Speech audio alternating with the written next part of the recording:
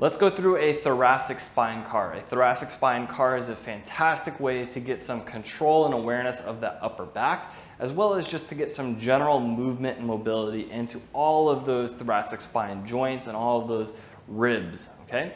So I'm going to show you from the front and from the side view. Let's start from the front. We're going to get our feet a little wider than shoulder width apart, slight bend in the knees. We're squeezing our abs and our glutes, and we're imagining from the hips down, we're kind of just stuck in concrete. So the goal is not to move through the low back and not to move through the hips or the knees. We give ourselves a hug, and from here we are going to flex our spine down. We're going to rotate to the right, bend to the right, and we're going to extend that chest up. So we're extending through the upper back, rotating then to the left. Hips stay straight forward, bending to the left, flexing right back down to the front. We reverse, rotate to the left, bend to the left, extend that chest up, rotate then to the right, bend to the right, and come right back down to the start. When I show you from the side, which I'm going to do right now, what you will see if you record yourself doing this is you're likely to only move through what we call the thoracolumbar junction. The thoracolumbar junction is where your lower thoracic spine comes and meets your upper lumbar spine. So it's this like segment or this chunk of vertebra right here, vertebrae.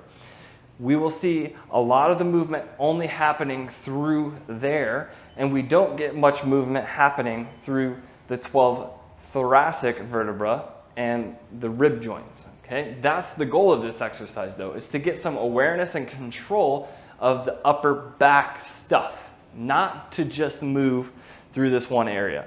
So a couple things to pay attention to. That's number one. Are you only moving, bending, and rotating through that one area? Because if you are, that area is probably going to become aggravated over time if it's not already. The other thing to pay attention to is what your hips are doing, right? So when we're going through this thoracic spine car, our hips are not moving with us, and we're not just kind of letting them come all over the place. They're staying straight forward the entire time as best as we can. Again, feet rooted into the ground, soft bend in the knees, glutes and abs are squeezed. Give yourself a hug. We flex down into flexion, rotate to the right, bend to the right, extend your chest up to the sky, not just through the TL junction, but you're trying to find all those upper back muscles, especially the stuff in between your shoulder blades, to extend your spine. Rotate to the left, bend to the left, flex down. We reverse directions. Rotate to the left, bend to the left, extend up. Rotate to the right, bend to the right, flex down to the start. As you can see, my hips stayed, for the most part, straight ahead, and I wasn't just moving through this part of my back. I was trying to get movement from that part up.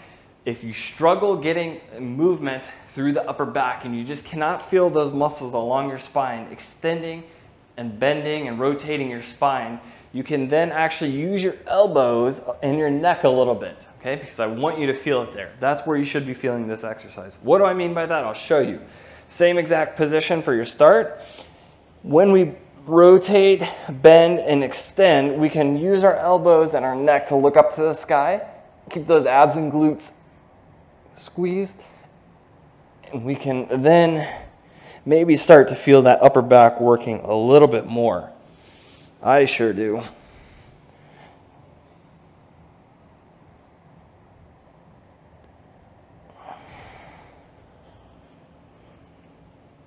So that's just one option for you to start feeling those upper back muscles a little bit more. Eventually we want to be able to get away from having to use the elbows and the neck, but hey, just another variation to stress some different tissues and to get awareness of the stuff that we're trying to get awareness of. So do what you have to do to prevent movement from happening and to actually get movement to occur. There's no wrong way to do it. The only wrong way to do it is to just re-ingrain compensation patterns, right? So try to just isolate movement here to the upper back and feel what you should be feeling. When it comes to closing angle stuff, right? If we are bending this way, we shouldn't feel pinching on this side. We should feel stretching here. If we're bending back into extension, we shouldn't feel pinching on the back side. We'd feel stretching on the front side. If we're bending to the left, no pinching on the left. just stretching through here. Okay, so pay attention to what you're feeling. It doesn't really change when we go through the movement, right? If we bend and rotate this way, we shouldn't feel anything here. We should feel stretching here. When we lift up, you shouldn't feel pain or pinching in the upper back. You'll feel your back muscles working, but you shouldn't feel the spinal joints pinching, or you shouldn't feel pain there. When we rotate this way, this is going to be the closing side. You shouldn't feel pain or pinching there. You would feel stretching there. So just pay attention to those sensations, and if you have pain or pinching, make that spine car a little bit slower, a little bit smaller, and work on controlling it through pain-free ranges of motion. Give it a try.